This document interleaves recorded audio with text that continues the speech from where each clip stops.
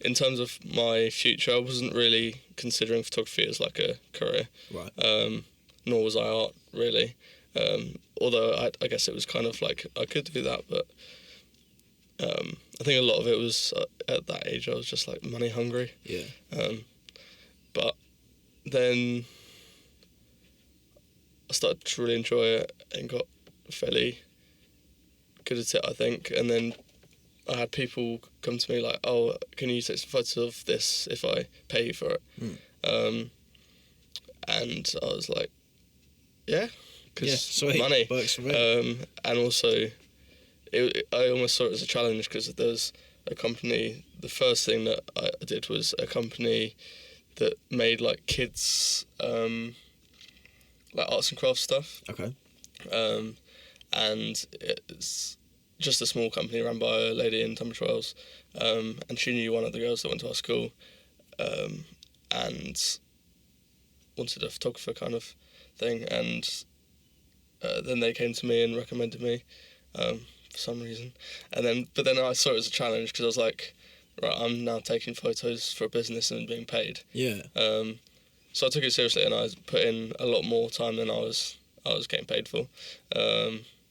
And I think it turned out really well. They were really impressed. I 3x'd my skills in Photoshop just to make them look good. And yeah, and then I was like, oh, okay, I could do this for a living. Yeah. So where does that element of, you said, you touched on there that there was sort of that entrepreneurial side of you where it's that money hungry, where did that change from there's the focus remaining on that entrepreneurial side?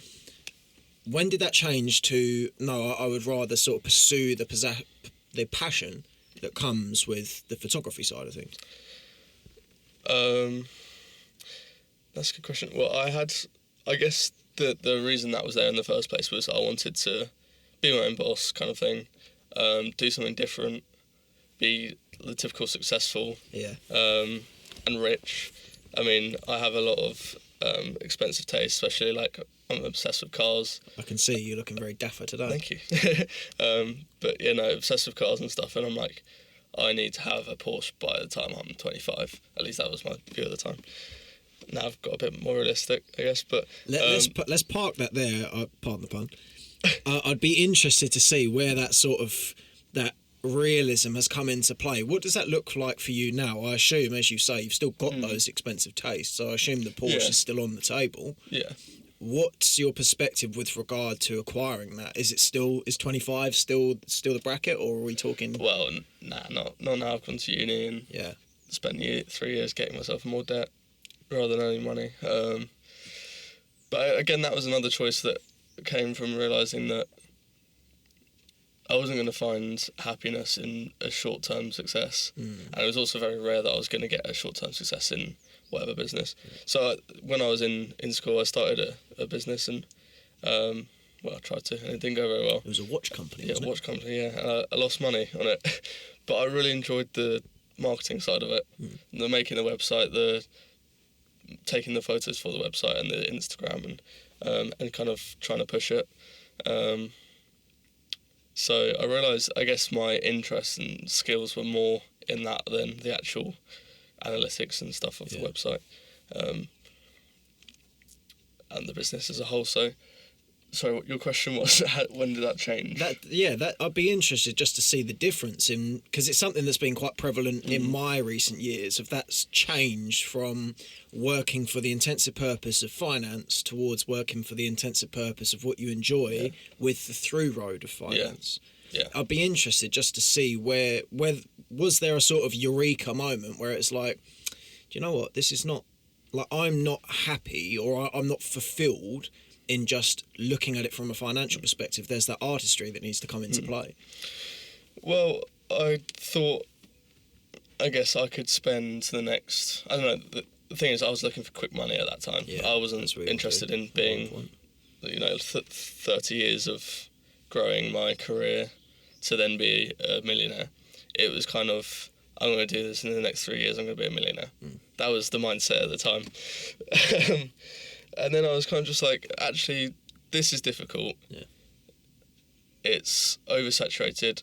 I didn't have the time or the passion to put in the time. I think that was the thing. It was like, there's always going to be people working harder than me, and I used to feel really bad about that. And I was like, I need to stay up like all night and work and work on what, I don't really know. And then I was just like, I want to do something where I feel intrinsically driven to go and work hard. Yeah. Which I think is what I found now. It's like if I'm not doing anything, I want to just go out and shoot photos, videos, films, other stuff as well. But like the fact that I don't have a dread to put in the hard work. Yeah, I know exactly what you're touching on. And I was just like, I've done this for what, at that time, 6 months. Yeah. And I was kind of enjoying it. I guess if I had been successful, I would have been enjoying it more. But I was also like, I've got a whole life where I could, because I feel like I'm quite an arty person in a way, and quite a creative person. And I was like, I think that's more my calling than just being another kind of, even if I was to be successful, just another young millionaire that... A sharkish entrepreneur. Yeah. That could also, I don't know, I just wanted to be skillful. Yeah. And like kind of be, like looked up on. Like, for example, I feel like how many people look up to, probably more than I'm thinking, but there's a lot more people that look up to sports people and musicians, stuff like that, rather than business owners. Yes, yeah. There's not the same element. There's definitely a massive skill set and intelligence and kind of shows strength of personality when you do have a successful business, 100%. And there's a lot of people that want to build their own businesses that would look up to those people, but I just think, I don't know, I wanted something that was a bit cooler. It's more specific though, isn't it? It's with sportsmen or people of that ilk, if someone looks up to them, people could look up to, for instance, let's put it into layman's terms, you could look up to a footballer who's not Lionel Messi. You know, it wouldn't have to be the greatest of footballers. If you're looking up to someone as an entrepreneur, you're looking at Elon Musk, or you're looking at Mark Zuckerberg, exactly. or you're always looking at looking Jeff at Bezos. the most successful, and you're looking at that top echelon and very little else. I can't remember. It's Ben something, the guy that started Gymshark. Yes, I can't. His name will lose me. But yeah, he's a good one. He's a good one, but again, it's only because of how successful and how quick his success was. It's the most successful person in English industry who you're looking at. Yeah. And he's young, which just counts for a lot. Yeah. And no one's really looking up to Warren Buffett at our age, are they? Like, probably not, no. Probably not. If you don't have millions to invest, then he's not going to help you. No. But, yeah, no, it was... Sorry, where was my train of thought going? Train of thought, we were talking about that, the element of creativity. Yeah, exactly. And sorry, and just people that like you look up to and stuff, and with creative people it's so much more about personality and style, and it's like sportsmen, like kindness and it's just flavour. Yeah. Like, there's something to that. Exactly, definitely. I think in all senses, whenever you're looking up to someone, especially as a young person looking up to a footballer, you're not just looking up to them because of their stats at all. Like, it's all about their personality. It's or their on-field personality. You know, it is that creative expression, and I think it's something that actually there are some people who are more in tune with this than others, and there are your Warren Buffetts that I would imagine are quite sort of black and white transactional types, where they're interested in this, and that's essentially there. I'm totally talking out my arse quite possibly. Well, no, you're right. There's people that can sit down and look at a spreadsheet all day, every day. Yeah, there is that type. And I don't know, I guess find little things in it that interest them, that keep them doing it. And I guess for a lot of people, money, and because obviously money is kind of exponential, in theory, no limit to the amount that you can have up until the trillions, I guess. But it's tangible as well. Yeah. So it's not, when it comes to sort of that creative expression, that's far more arbitrary or abstract, because you can objectively look and go, well, I'm becoming more skilled in my ability to sort of hone my craft, but it's not as pertinent to you as I was on 400,000 last year, I'm on 2 million this year. You can't see it the same way. Yeah. I think that was another thing. It was that kind of at first guided me into that. It was like, whenever someone's talking about success, it's usually in terms of figures and numbers and money, especially when you watch like motivational stuff, and that's what I always used to associate the motivational stuff was going and making a shit ton of money at a young age. And now I've lost my train of thought again, but yeah, no, sorry, what did you say before? I'd be interested to see, just on the point you've made there of that difference, just let's move through with that. Okay. We were talking about that sort of, you're watching the motivational stuff. Yeah. And that constitutes immediately sort of success in terms of finance and little else. As you were saying that, that's something I wanted to ask you on that point. Okay. What does success mean to you? Oh, that's a good question. I'll know that I've been successful when, I guess there's still a big money thing, and that I want to be like financially free. I think that's part of success, because I think being financially free is also a big thing to happiness. Yeah. And also being able to be generous and stuff like that. And I think you're not the ultimate successful if you can't just kind of help people out and be generous and kind of focus more on being a kinder person and sharing that with people. There was a quote I loved on this, just to sort of encapsulate there quickly, of having money isn't everything, but not having it is. Yeah. Yeah, I absolutely. Think that's right. And there's definitely there's so many things in life that require a fair bit of money to acquire, whether that's nice cars or like experiences, for example, like travelling the world. And I think in my life I want to experience everything that I'm interested in, whether that's fast cars, having a car collection. It's all very car centralised with me, but working with big brands, or I don't know, massive filmmakers or directors, winning an Oscar, I guess that's part of success. But yeah, a lot of it is just kind of, I don't think I'll ever acknowledge that I've been successful, because I think there's always higher to go, and that's the problem. But I think that's something also you struggle with now? I wouldn't say I struggle with it. I think it's actually, I like the fact that I will never quite, because I can always get to this stage, whatever I set my goal as, but there's always going to be one more, which means that I guess that was another thing with entrepreneurship, is there's goals you can set, but they're all very money related, and when you got to a certain extent and you're a multi-millionaire, you've got all the money you could need, so you've made it in my eyes, and of course you could go higher, but then there's a much less like drive to go for that, because you've got a yacht. You don't need anything more. So yeah, I like the fact that there's kind of always going to be a better step,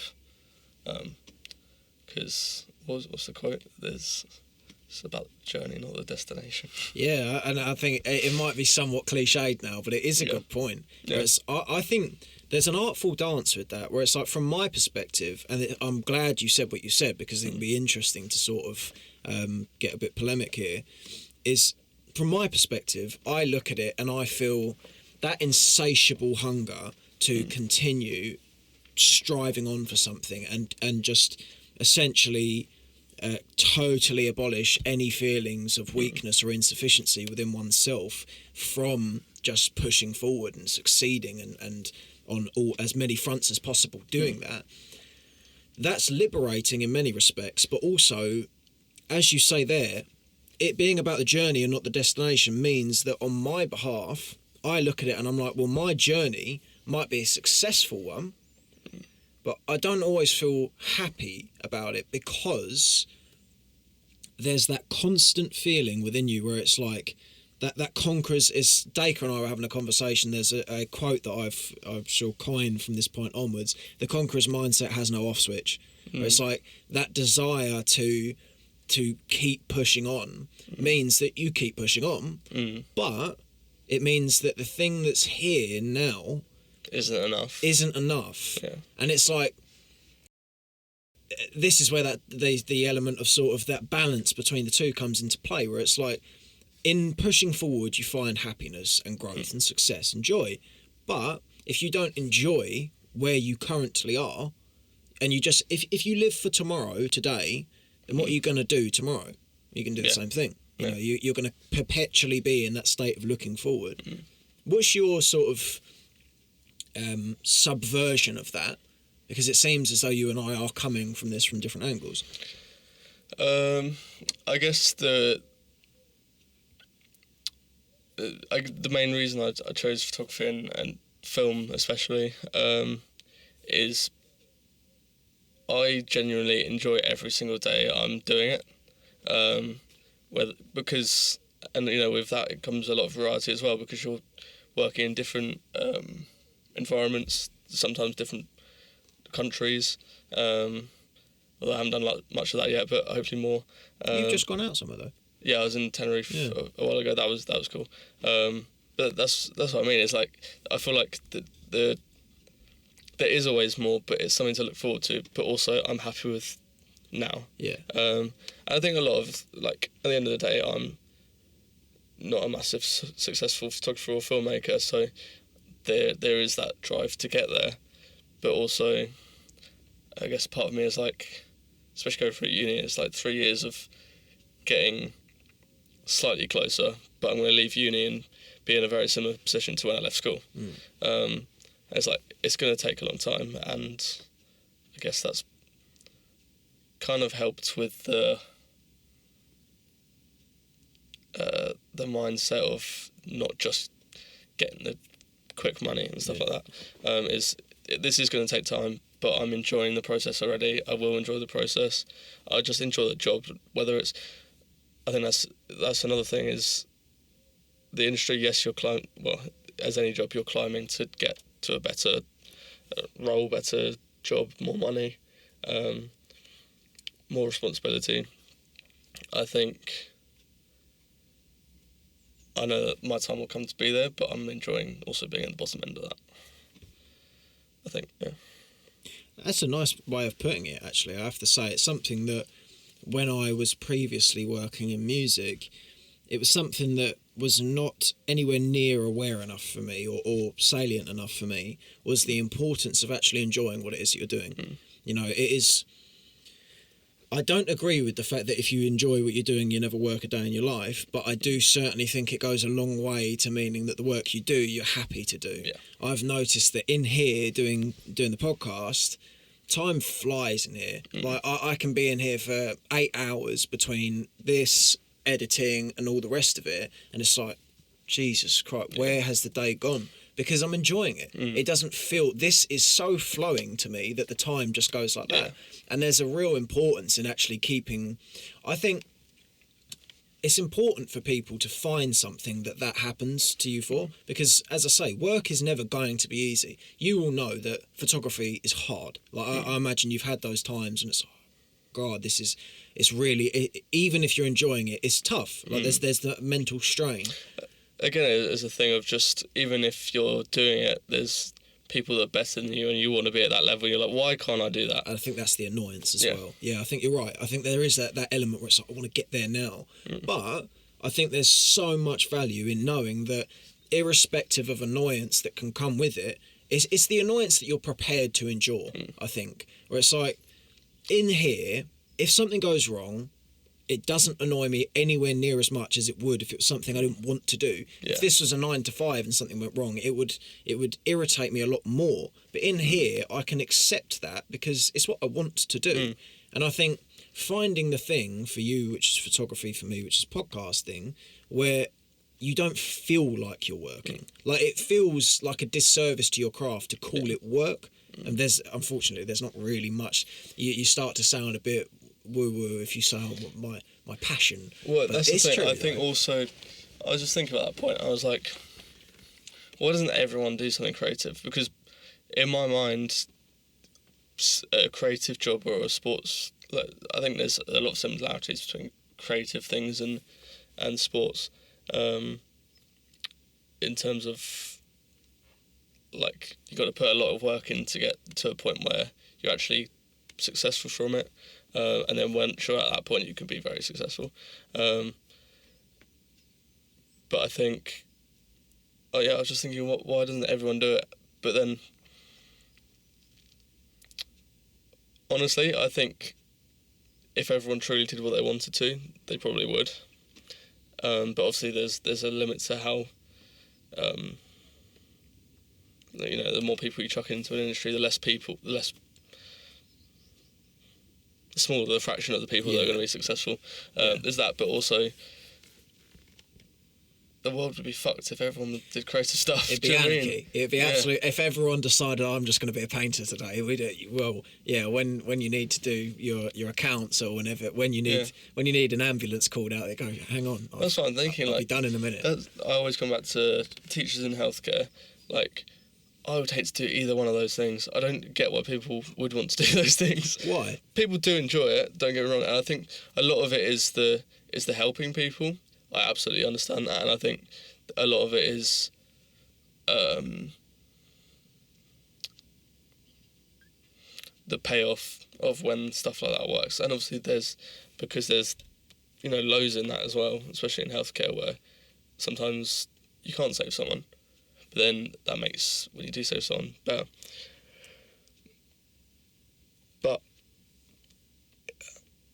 it seems, I know in some regards, like, every patient's different or whatever, but just being on the same ward with, like, barely any windows, just fluorescent lighting, noises, crying, like, and people that are just generally stressed is, like, the worst thing I could imagine. Thing is, though, I'd be interested to see your perspective on this point.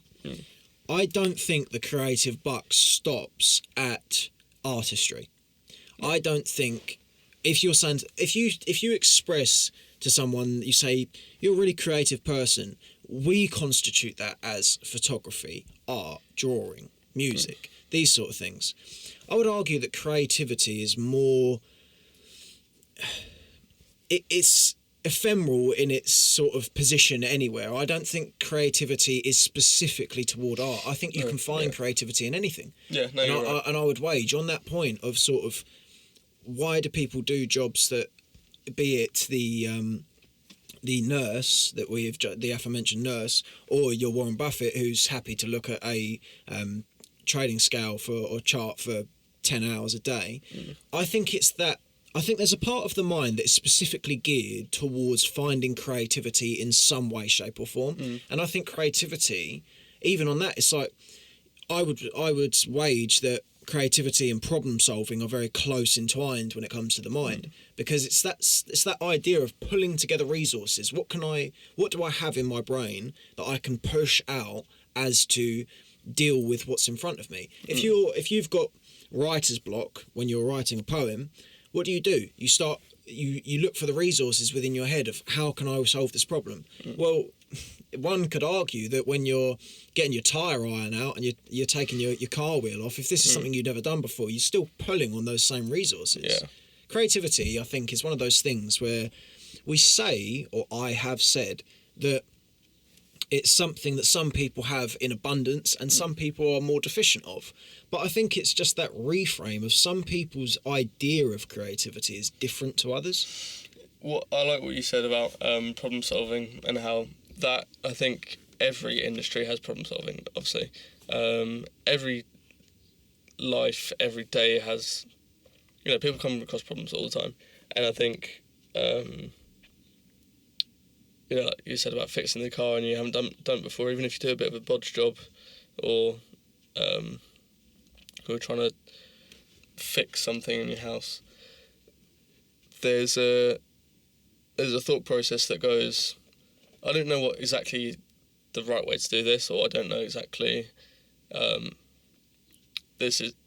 what the right way is to get the best result, but I'm gonna use my mind and think of the different outcomes and what is the best decision that I can do right now for me, whatever. And I think problem solving, because of that reason, is a massive creative outlet for a lot of people. Yeah. There's so many people that have jobs in problem solving, literally, hospitality, anything, nursing. Yeah. I think as well, interestingly enough, even if your job is not rooted in sort of orthodox creativity, we all love the art behind creativity. Who doesn't love music? Who doesn't love a good movie? Who doesn't love to get up and dance, even maybe on their own in their kitchen, if you're me? We all, there is a part of the human psyche that is deeply engrossed in the idea of expression, and those two are hand in hand. Do you get that sort of expressive element with your photography? Yeah, definitely. I think it's not necessarily expressing my mood at any one time, but it's definitely kind of a combination of my interests and things that have inspired me. Like the result is based on, I guess like when I'm making a film, it's kind of it's different when I've kind of been brought on someone else's project, because a lot of that is their idea and I'm kind of doing what they're doing, in my own way of spinning it, and a lot of the time I'm on the camera, so I'll be filming it my own way with my own knowledge and stuff like that, but a lot of the time they're inspiration. But when it comes to something I'm doing for myself, and a lot of the time photography is that, it's a kind of a one-man job a lot of the time. It's definitely being informed by my interests at the time, the kind of mood I want to convey from it. So to answer your question, yeah, absolutely. Do you think, on that point, do you think photography and your drive within photography is about capturing the moment or interpreting it? I think it completely depends, because a lot of my photography is kind of, I'm trying to make the nicest looking image I can, and sometimes that's all it is. Sometimes I'm really trying to think of, what this is conveying, and a lot of the time especially when it's editing, you can take a photo to absolute hell if you want it to and make it look like it's been shot in a house fire, or you can make it look like the middle of summer. And I think that is actually a creative outlet that I really enjoy. I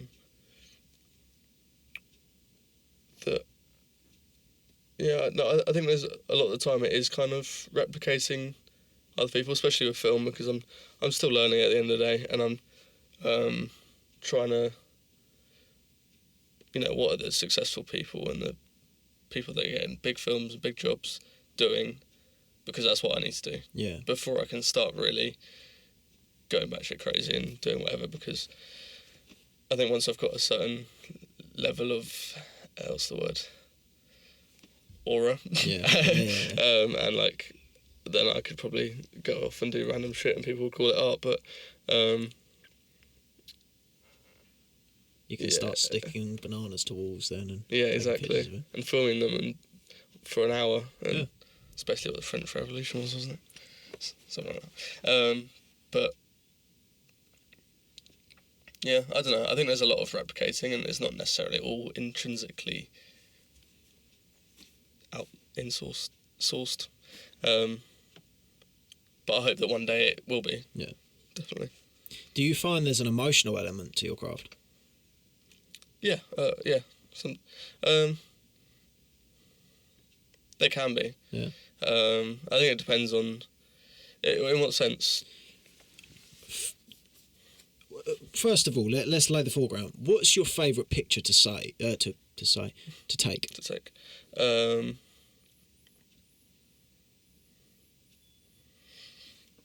If you can't think of one in particular, just generally sort of...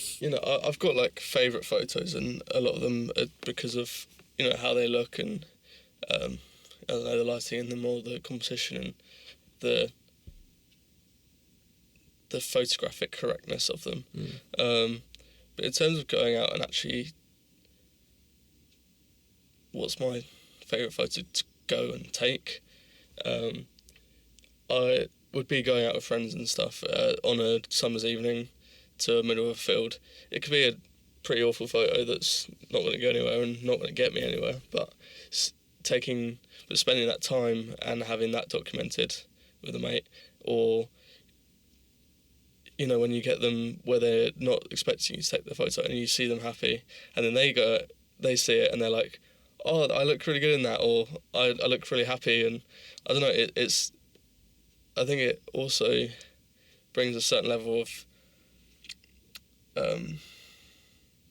calmness and, like, self-appreciation to people. Yeah.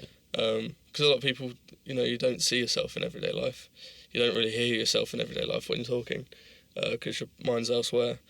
So to kind of have that quick evaluation of, oh, I'm actually out living my life right now. I don't know. Yeah, it's sort of... It brings you into understanding that you were there enjoying that time. Yeah. A certain Ethan Smith is wonderful at doing this. Yeah.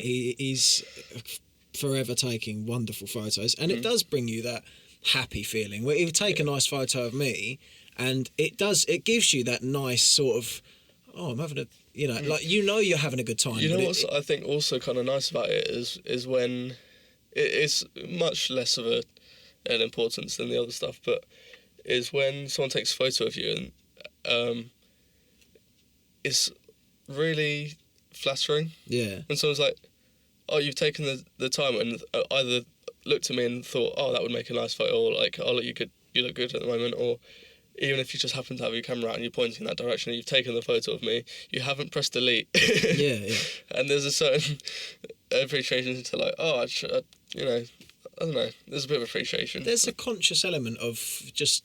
Yeah, you've nailed it on the head. It is, you've seen something there that I wouldn't have otherwise seen, and there's a nice feeling. It's like a proverbial comment, essentially, compliment rather. Yeah. You're basically saying you look good. Let me take a picture of that. Yeah. Do you know who Mark Laisha is? No. Or Laita. It might not be Laisha. No, I don't think so. He does a channel on YouTube called Soft White Underbelly. Okay, no. And as someone, this is like, this is the podcast photography love child, essentially. Okay. Basically, what he does is, on my end of things, he will get people from the streets or from tough walks of life, or even not from, sometimes he gets people that just have interesting stories. And he'll have them on, and basically he'll just get them to talk about what it is that they do. Why, if, for instance, on a more sombre tone, if someone's a drug addict or something, they'll talk through as to why they are, or how they got to the position they're in. But he himself is actually a photographer. Okay. The photographic element of it, that artistic side, is really where his craft is at. He started before doing Soft White Underbelly. He was a very prolific photographer. You would enjoy his work. I think he did the photography for Apple, if I'm not mistaken. Okay. And when he does his videos, you'll see the thumbnail, and within the video there'll be these sort of really poignant shots of people. There's a wonderful way with the photos that he takes, of really sort of depicting someone's character without saying anything, because it's just a photograph. Yeah. I just wanted to... If you hadn't heard of him, I'll definitely have to check him out. To look into him, because it's wonderful. And I just thought it was something when I was looking into stuff before this. It was something I wanted to say to you. Was it's sort of, I had never been in touch with photography until I'd seen his work. Okay. It had never been something I'd actually looked and thought, oh, this is photography. And when I did, there was immediately that thing within me where it's like there's so much can be said within a photograph. You know, there an entire story can be told, as you say, on a summer's night with your friends in exactly that moment where they don't know you've taken the photo. There's a story being told there. I think that's another thing why I kind of jumped from photography from art, drawing and stuff to photography initially, was that there's photography is inherently realism because you're literally capturing life, and I think art can be the art that I enjoyed was realism as well, but it was somewhat clouded because it's the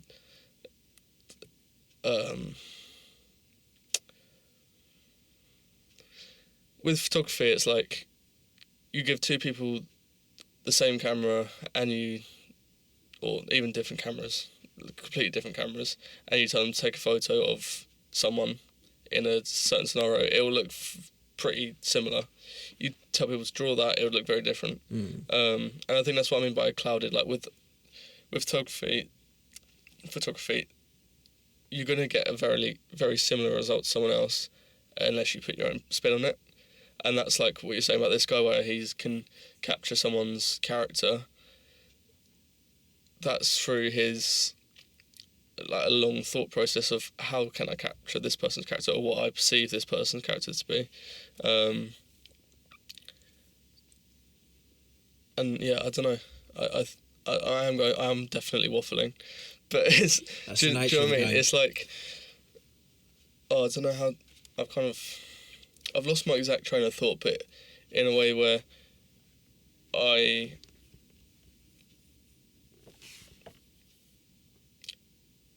think a photographer is a lot of the time, maybe this is just my own opinion, but so much of the art comes from the thought process rather than the technique. Okay, go into that. I've gone down a rabbit hole now, but like with the art, it's very much a skill of how accurate can you draw this to what you see in your head, or what you want it to look like. Whereas photography, you're already there. You've already got it how you want it to look like because you just change it slightly or whatever. So then when it comes to, right, how can I make this interesting? Because at the moment I have a photo of a person on a white wall, and then you have to think, if you're trying to capture someone's character or their happiness and what happiness means to them maybe, then you have to think, well, where is happiness for them? What are they doing that makes them happy? Who are they with that makes them happy? And there's so many more elements that you add on, whereas I think a lot of the time with art, especially when you're starting out, you don't get to that level because you're still trying to draw a face that looks somewhat like a face. Yeah, do you know what I mean? It doesn't look like a potato. Yeah, and I think it's a lot with photography. No, with art. Sorry, or like fine art. You have to be really good before you can start properly thinking about stuff like that. Bringing that other and bringing it out to a point where it's does have a bit of a more emotive feel to it without being on the nose of, you know, slapping black paint on because someone's depressed. You can't do that in photography, and you have to do it through other ways, which can be equally expressive, but in a much more kind of nuanced way. Is that a right way to say? Kind of. It's got to be subtle because otherwise, like, you can't just slap paint on the photo. Or you could do. Yeah, I would wager as well that there's, to get to the landscape upon which that emotive element comes into play with photography, there's the time it takes to get there is shorter than it is with conventional art, but that's not to denigrate its ability when you're there. It just means, as you say... That's the thing. I feel like with art, it's a 0 to 100, and you're going at an equal speed the whole time.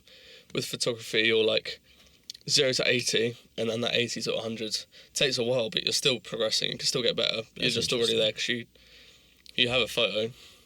I mean, you already have art, and you've done very little, which I think is another thing that gets lost sometimes. Is everyone thinks, oh, everyone can do it. Well, yeah, everyone can do it up to that 80%. But if you want to get to that 90%, 95%, do it for 20 years. Yeah. You're not going to do that just by picking up your phone. Yes. Yeah, there is the next step and the next one after that, coming back to that point of forever looking for that next, the next through road onto the next thing. Yeah, you can say that about anything. You can say that about nursing. Oh, anyone could be a nurse. Yeah, I could give someone a tablet and pat their back. That's 10% of it.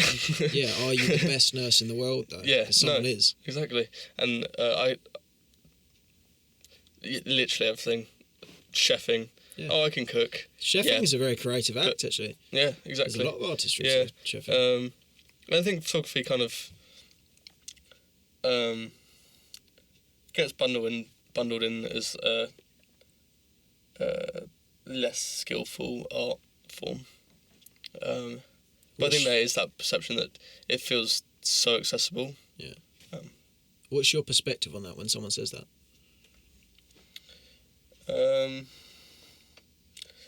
Well, it's the thing of... I wouldn't say I get mad, because it's just like... I kind of just, okay, whatever. Yeah. Because you're clearly not...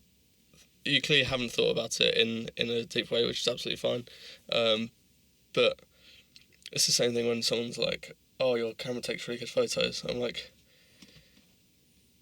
yeah, it does, because I've invested in that good camera so that I can take really good photos. So that I can take the really good photos. Because, yeah, it'd be very difficult if I had an absolute potato and tried to take really good photos. Because it would be limiting. So yeah, of course you want good equipment and like cameras, lenses to open up the possibilities. But yeah, when anyone says, "Oh, I can do that," I was like, in a lot of senses, when someone's spent years working on something to improve and get better at it, they're somewhat professional, which is kind of what I picture myself as. Like I do it for work sometimes, and would like to do it for work a lot more. And I like to think that I couldn't just hand over my camera to someone and let them do the job for the day and get the same result, because you wouldn't get the same result. Yeah. So therefore, not everyone can just pick up a camera. Everyone can pick up a camera, but not necessarily take a good photo. Everyone can pick up a paintbrush. Exactly. Yeah, but if you just throw the paint up the fucking wall, it doesn't really matter, does it? Everyone can draw a face, but how much it looks like a face is that's the question. That's the question. Do you get creative blocks? Yeah. How do you deal with them?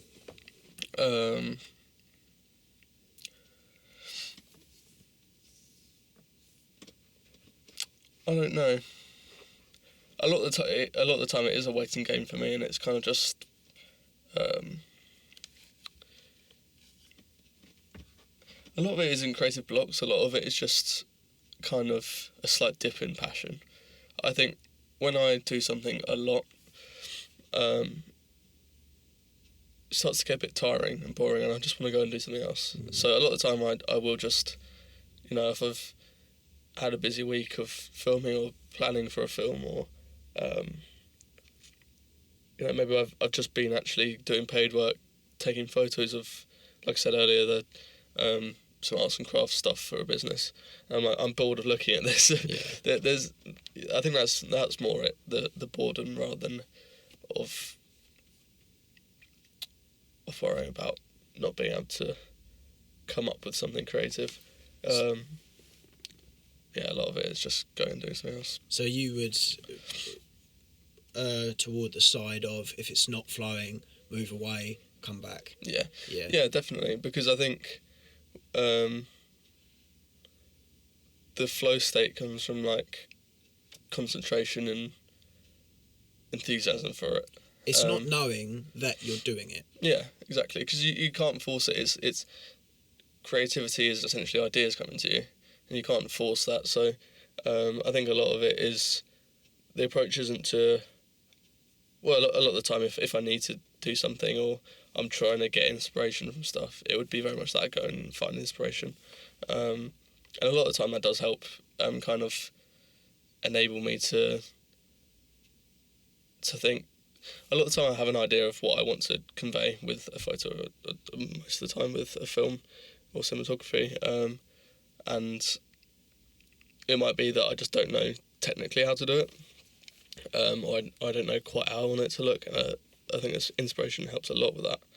But in terms of just being like, say you're writing a script for a film and you don't have any ideas, and you're trying to come up with something original, there's no...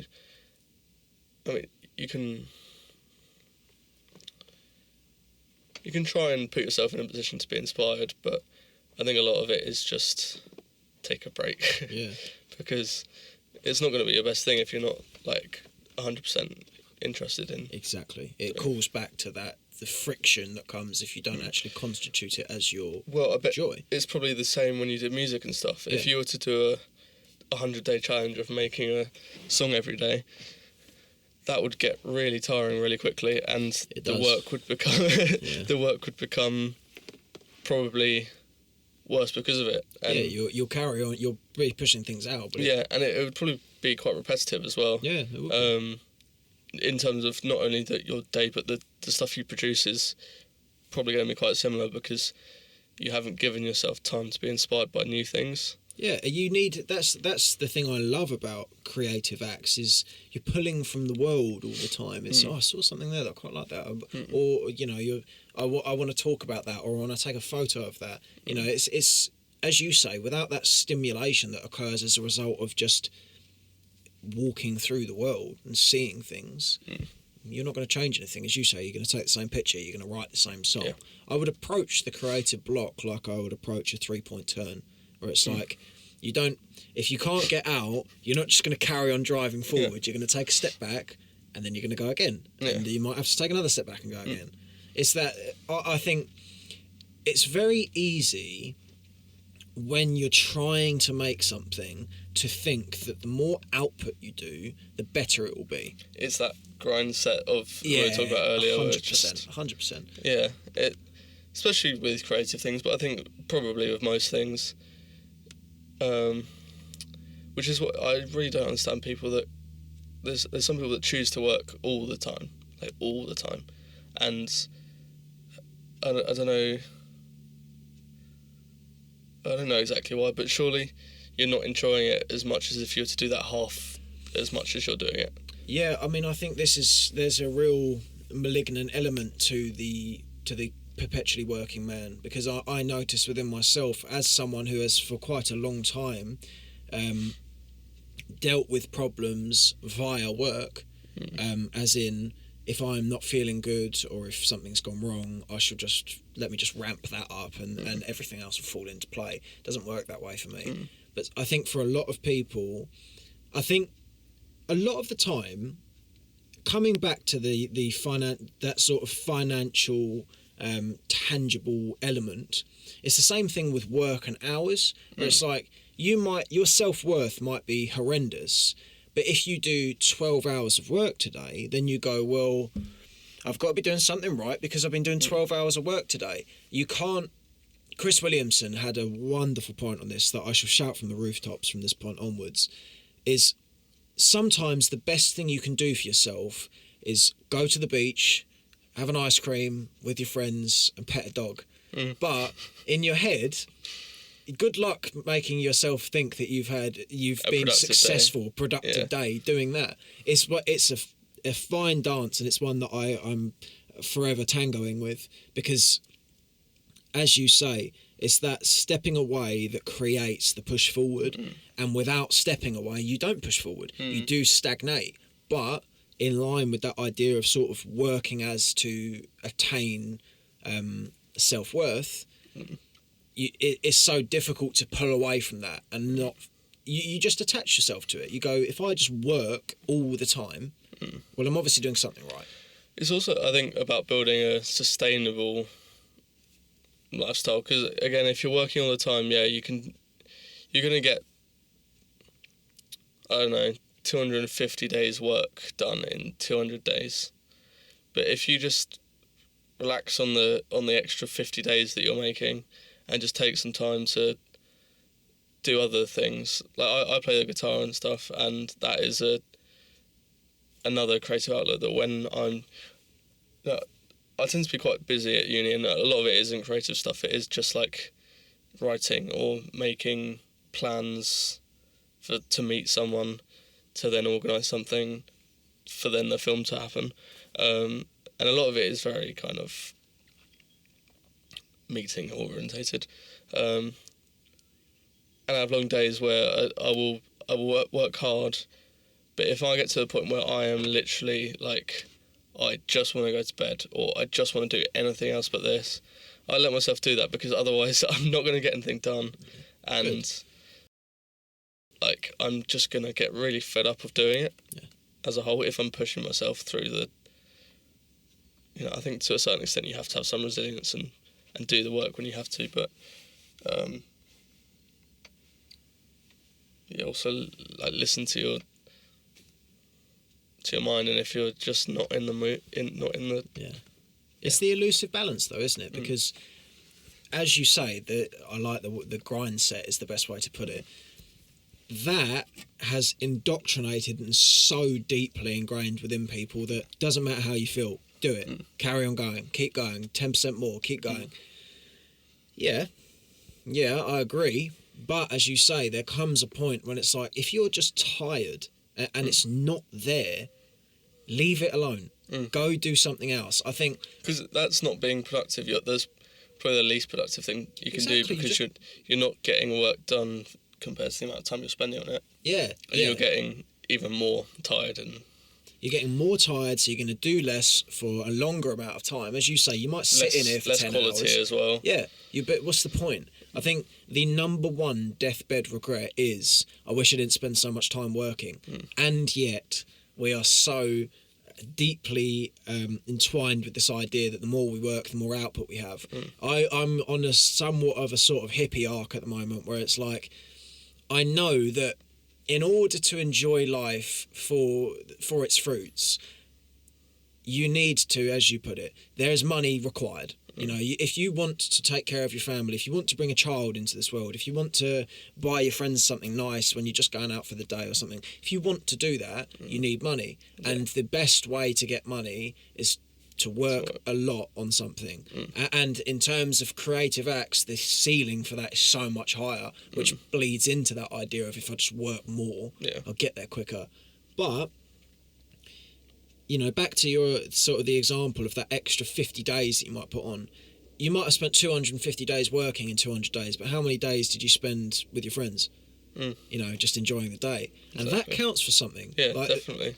It's especially, not even especially, just something I've realised recently. I don't know. I watched something somewhere, and I'll tell you what I watched. It was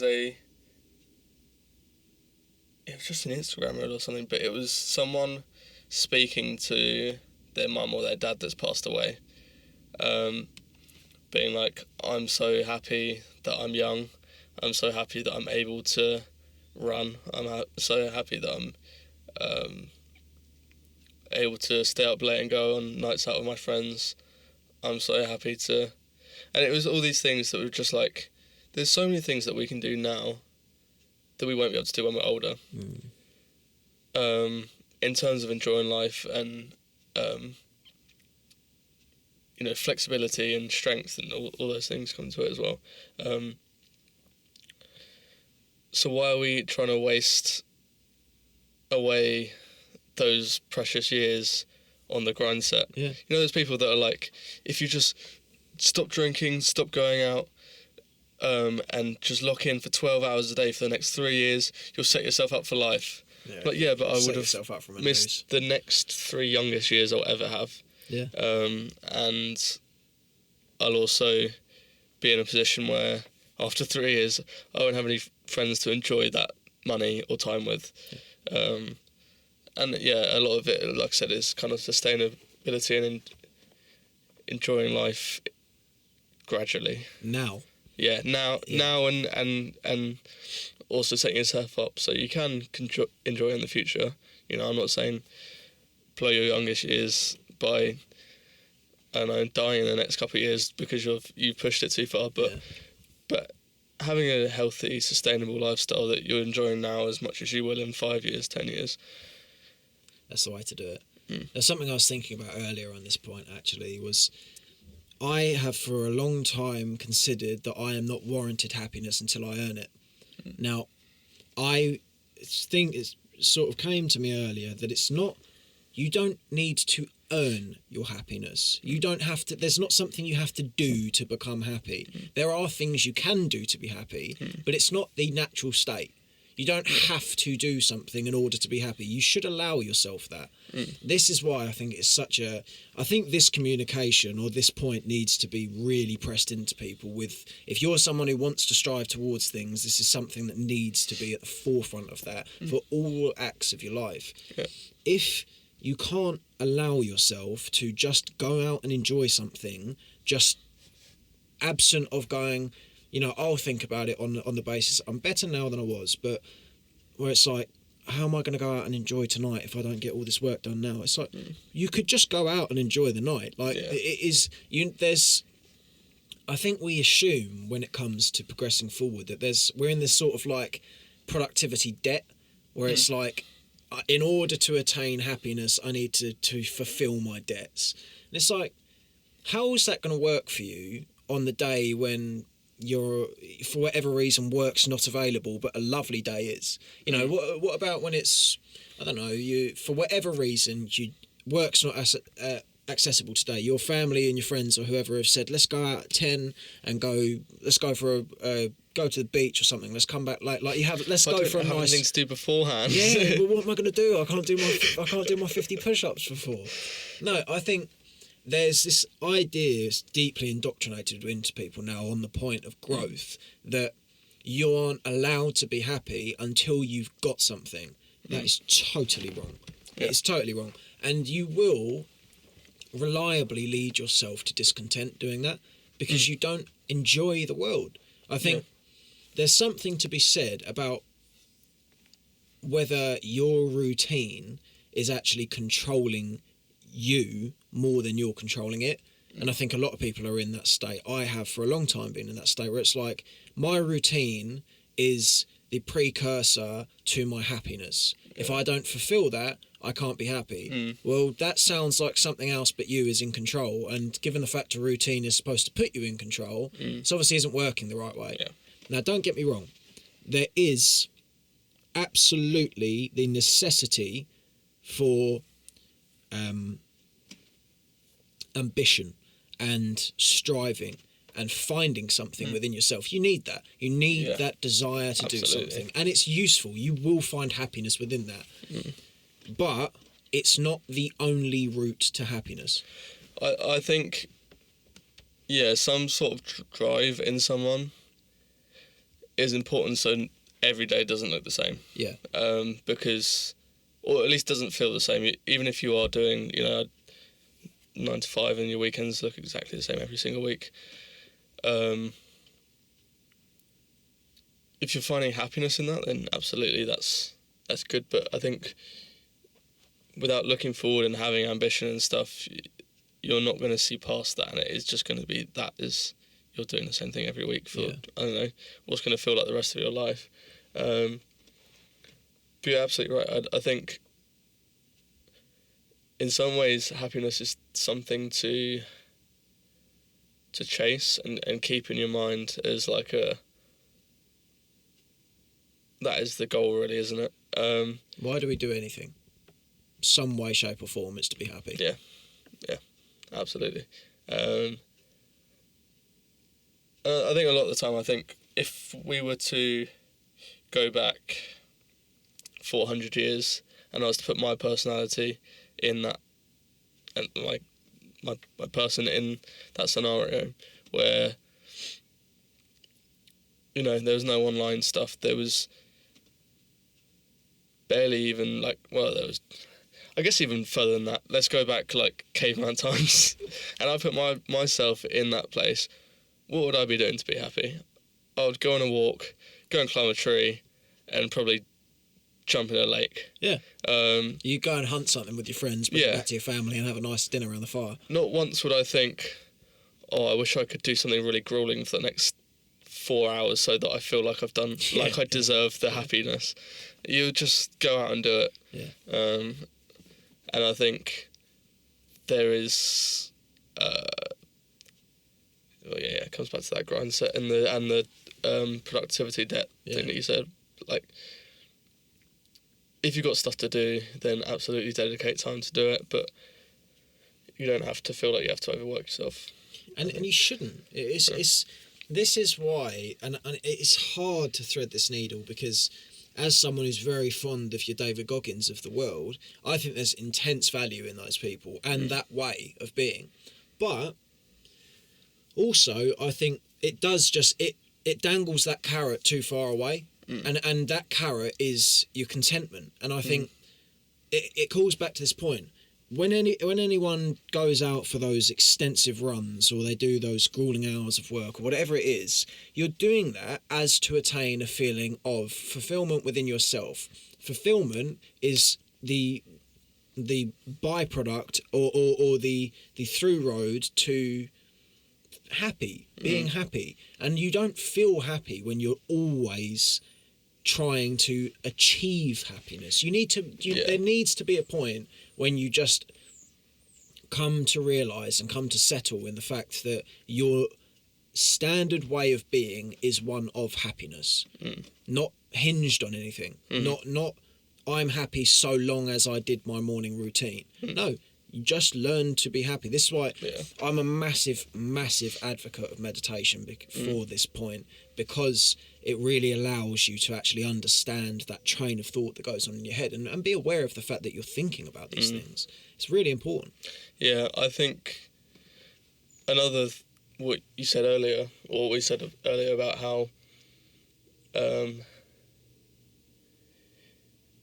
you know, if the stuff you're doing and the thing you're working towards you're enjoying, it's going to feel a lot less grueling anyway. And I think there's definitely, you know, success comes from putting in the hours, absolutely. And if you want to be the best, there's a strong argument to say you have to outwork your competitors. If you want to be the best, you've got to outwork everyone, you know. And if you want to do that, you're going to, in some regard, find happiness in the process of doing that to get in there. But if you are finding it grueling, I would definitely just say maybe reconsider that isn't for you. A lot of the time it'll come down to, like, you know, if you're at uni or any kind of course or education, a lot of it is stuff that you don't want to do, absolutely, because you're trying to get a thing that will allow you to get on to the next thing. But I do think that, you know, the whole grind set mentality, and you've got to be doing this and also do 80 push-ups a minute, and it's like push-ups right now. Right now. It all has to be goal-based, because there's no point in doing that stuff if you don't have a goal in mind. If you're just doing it for the sake of it because some guy on the internet told you to, and you're not really like, oh, I want to do this because I want to, I don't know, gain 10 kilos of muscle in the next 6 months. If you don't have the drive to do it, then it is going to feel grueling, and there's no point doing it. It's a waste of time. Yeah, 100%. And I think this is a point that has been really salient within me recently, is when you say about acquiring that extra 10 kg of muscle via the push-ups or whatever, why do you want that? Why do you actually want that goal of all things? I think what the like quintessential example of this is when people say, I want to be rich. Okay, well, everyone wants to be rich. Who doesn't want a lot of money? Why do you want to be rich? What does being rich mean to you? You know, for me, I, for a long time, was in that grindset, entrepreneurial mindset of, let me just get a lot of money. I've had an extensive list of what it was that my house would look like, to the finest of details. And it was just totally luxurious. And I looked at it probably half a year later, and I looked at it, I thought, I don't even want any of these things. Like, all of this is just grandiose for the sake of grandiosity. It's just for the sake of saying, look how much money I've got. And I looked back at it and really thought about that point. I thought, what would being rich mean to me? Well, for me, it would be being able to buy a meal whenever you want to buy one. Being able to take your family out as and when. Not having to worry about whether, if there's extra costs coming out this month, whether that will be a problem. It's that reframe actually towards, I think it's bringing the emotional aspect into your goal setting, where it's like, if you just set a goal for the intensive purpose of acquiring the goal, what will happen is, irrespective, likely, of if you achieve the goal or not, what will happen is you won't actually know why that meant anything to you. You'll just be like, oh yeah, I'm better at this now. All right, well, do you care? And then it gives you very little drive to go on and do the next thing. Yeah, because you haven't got that reinforcement where you go. Yeah. I was out with my sister yesterday, and because it was her birthday, we went, had a nice day, bought whatever she wanted, I got. And that feeling within me really sparked that thought where I was like, how much I want to forever be able to do that. To be able to look and go, yeah, and it's not even like I didn't go and buy her a Ferrari, it was just the day itself, irrespective of cost, didn't matter. I could pay for it. And that feeling is so quaint. It's lovely. And I think the sort of the point to encapsulate there that I'd like to sort of really make aware to people is, it isn't about the goal. The goal isn't what makes you happy. It's in that achievement, there is something else. You need to find that other thing, and you need to know exactly what it means for you, because that is where you will be able to do this for 20 years onwards. It's not what is the goal, it's why is the goal. Yes, exactly. That's absolutely 100%. That's a really good way of putting it. But I don't think there's enough voiced on that. I think it's just money, goals, discipline. Yeah, all welcome, all good, all vital.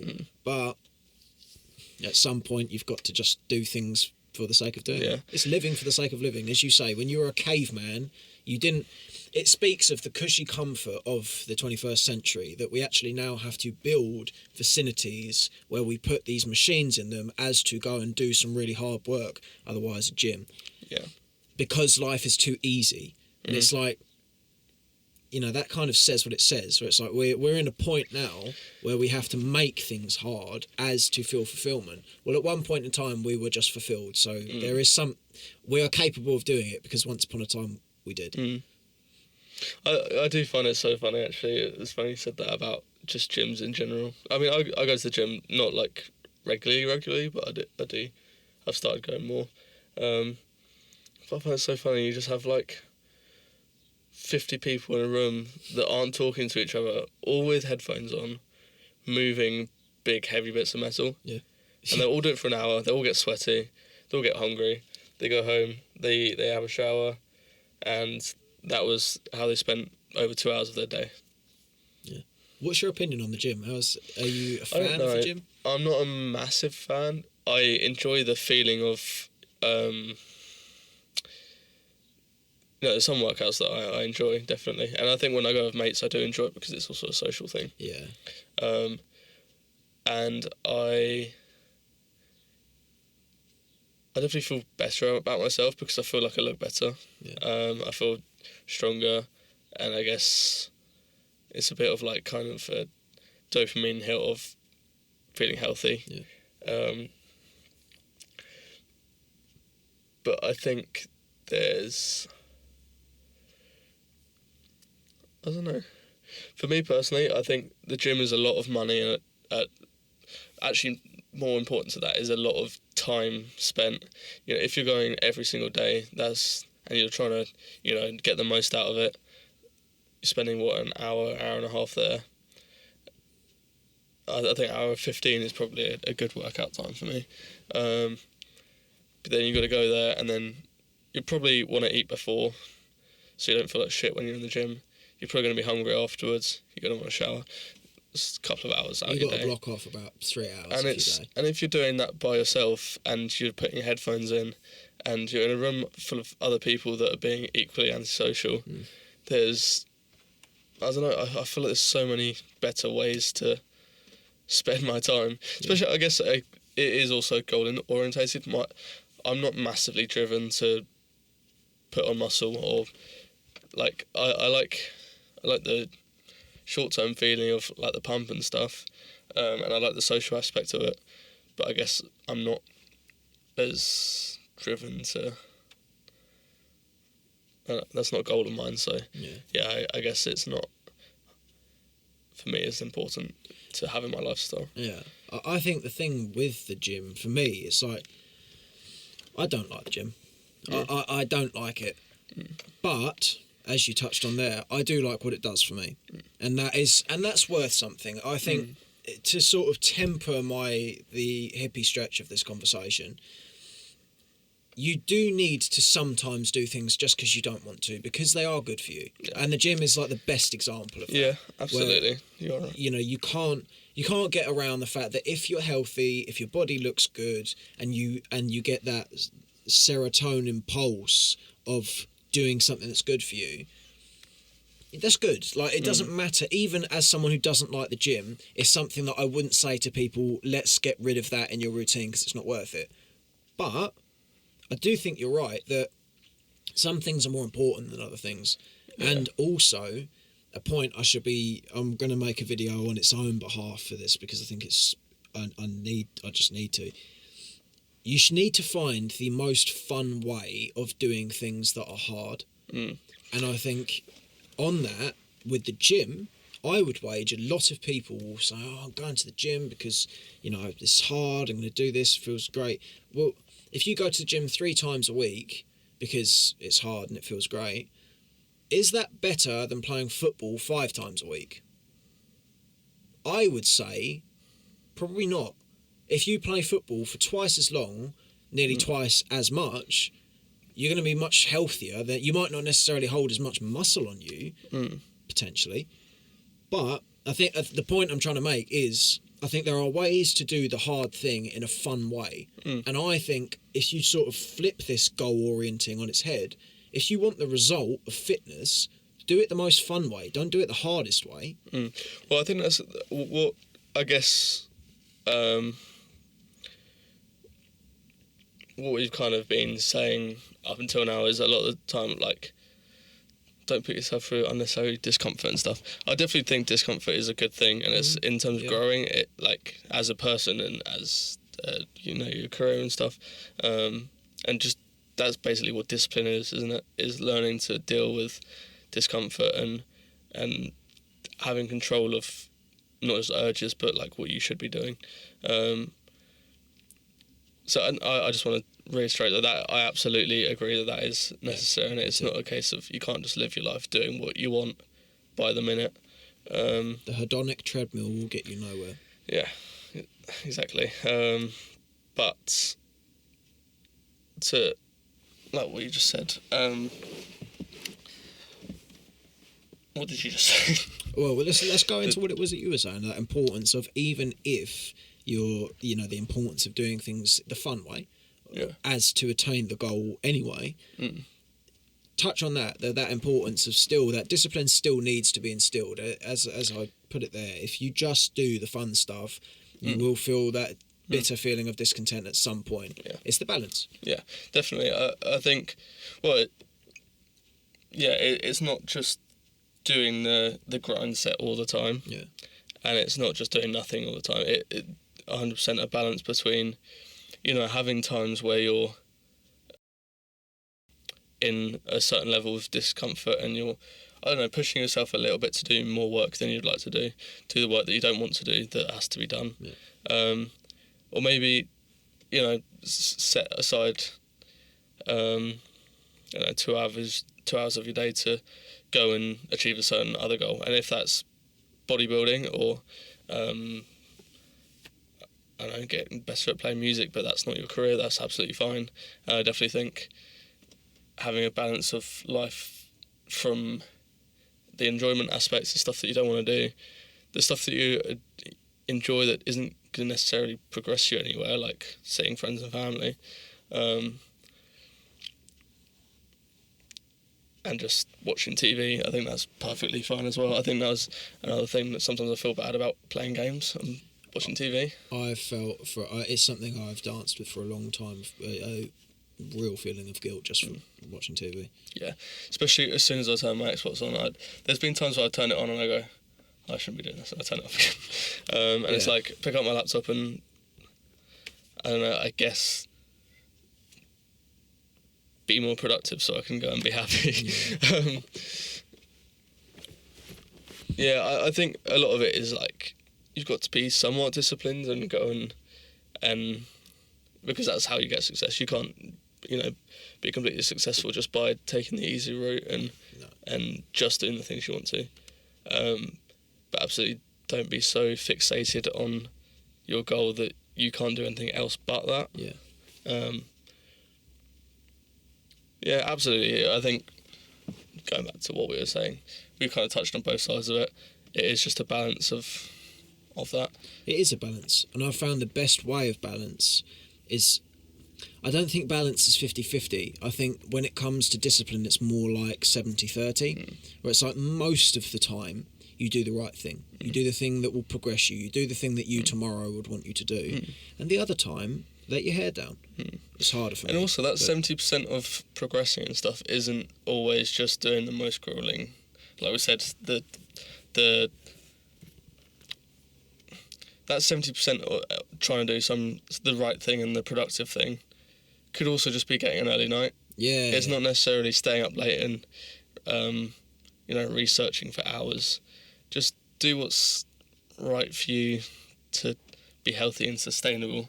Put your health in there. Yeah, I think, and this is why it's important to sort of be able to pivot between points of success. Where it's like, have your career or have your hobby to be a career, but also work on other things as well. I find that the best way of doing this is to commit yourself to being as good a person as you can be, and within that, hold yourself to the standard of, I want to be as kind as I can be, I want to be as intellectual as I can be, I want to be as fit as I can be, or as I can be with the other ones in mind.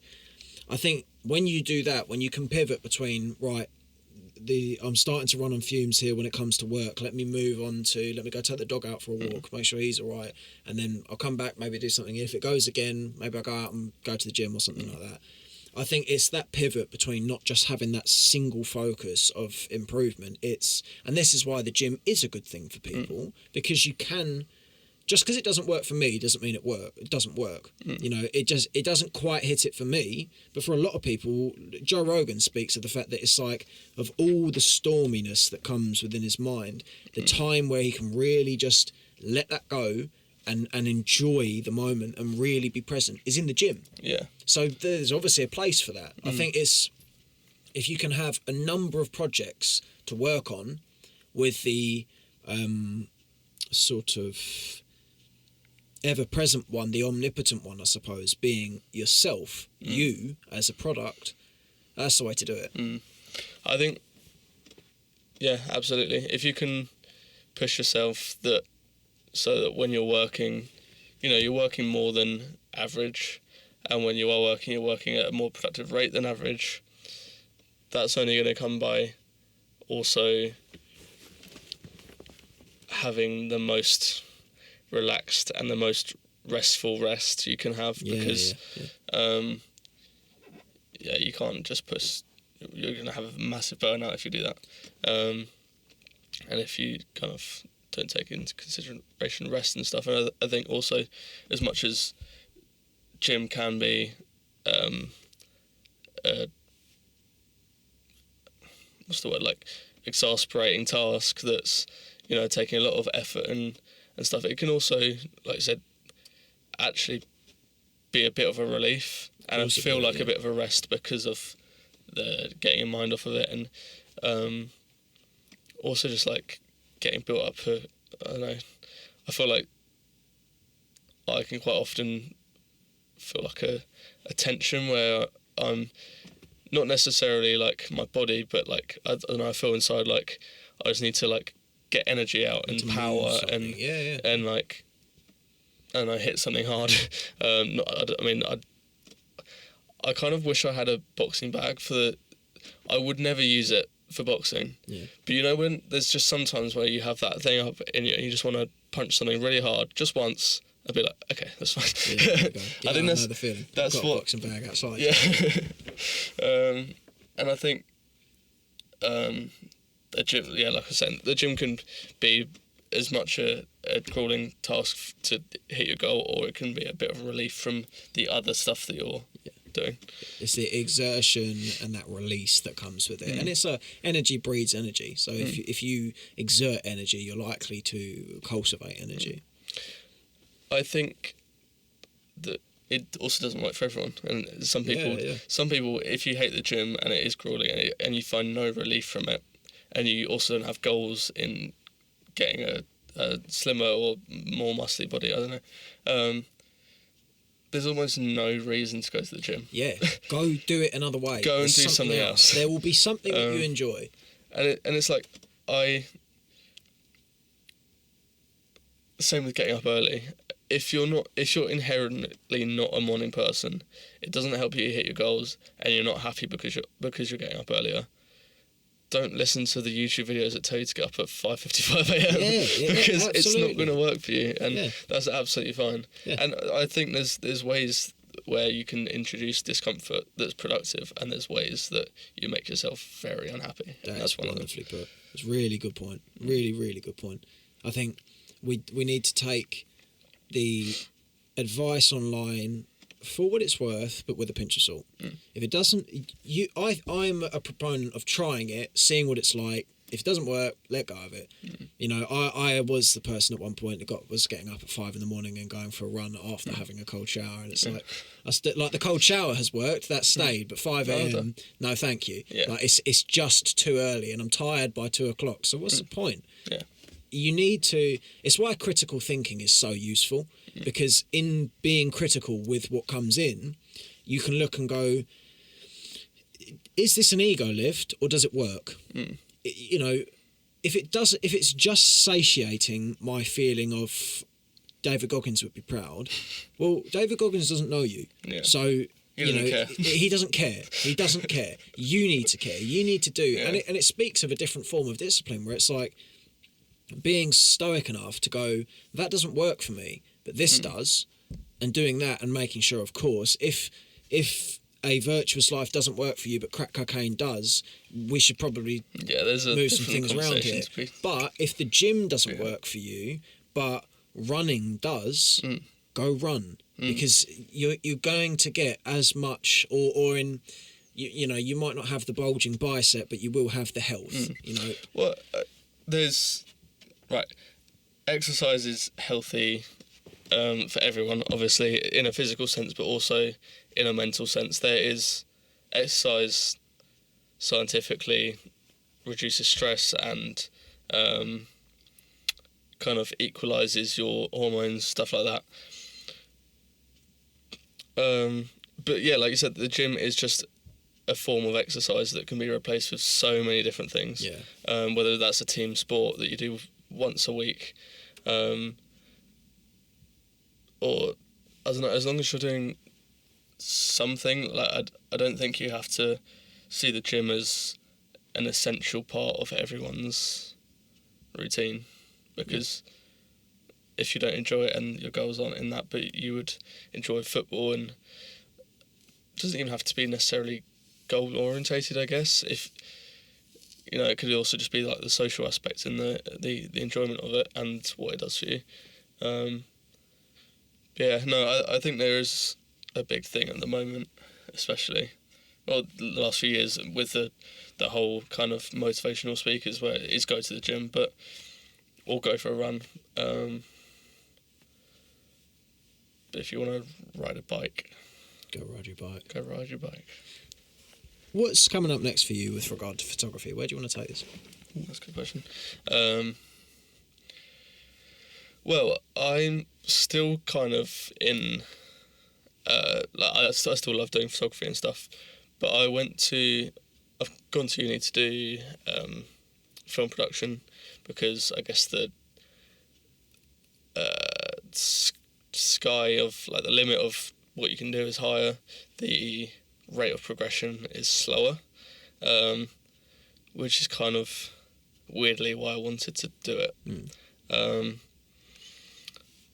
Because I don't know, I just enjoy how deep the creative aspects of it can be, and how many different avenues you can go down.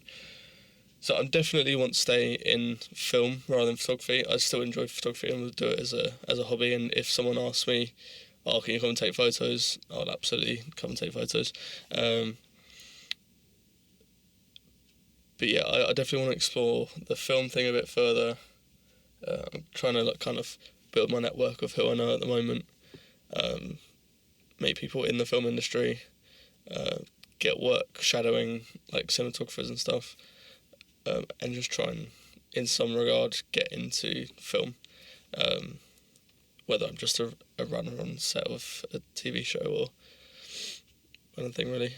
But also there is that aspect, but also I still want to make my own stuff, because I'm about to graduate uni in October, so I would have been making short films for like 3 years, and I really enjoy it, and that is a massive outlet for me and also a way to improve. So I still want to have that control as well as just being a smaller cog in bigger films.